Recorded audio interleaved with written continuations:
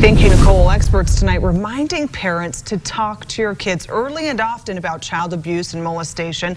Experts stressing how important this discussion really is. ABC4's Andrew Reeser continues our team coverage in Salt Lake City with tips on how parents should approach this difficult subject. Andrew. Well, Don, knowledge is power, and even if your children are small, experts say you have the power to give them tools to control what happens to their bodies. In local schools, this is about keeping your body safe. Prevent Child Abuse Utah teaches steps to empower kids as young as 4 and 5 against sexual abuse. What if a grown-up is hurting us? Can we say no to that grown-up? No. We can.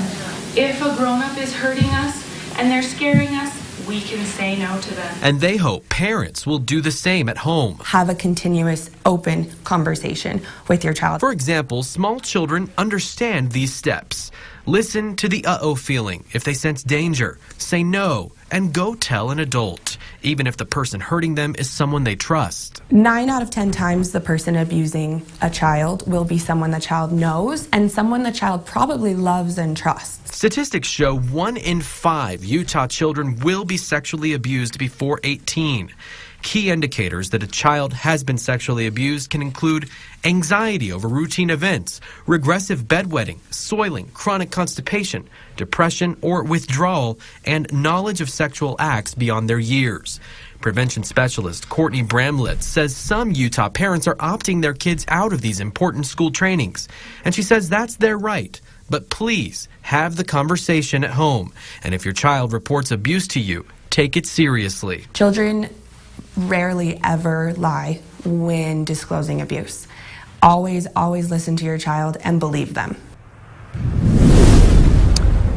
And experts remind parents sexual predators typically like to offer gifts in exchange for a child's silence. And they remind parents to always have an open dialogue and to teach their kids that secrets like that are secrets that should be divulged to an adult. Back to you. Andrew, before we let you go, the experts I know talk about different types of kids, certain types of kids that may be more vulnerable to being preyed on. Can you explain that to parents?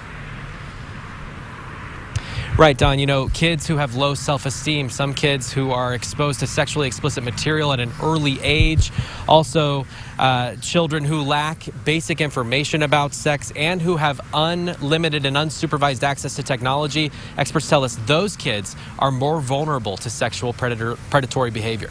Andrew, and obviously in a time like this, important reminder to talk to your kids about these topics, but it might be easy as a parent to just kind of shy away from it and just keep quiet. Yeah, Emily, really, silence is very dangerous when it comes to this. You always must have an open dialogue with your children, according to these experts, guys. Thank you sincerely, Andrew. A very important topic tonight. Well, you can count on ABC4 News to bring you the latest developments both on air and online at abc4.com.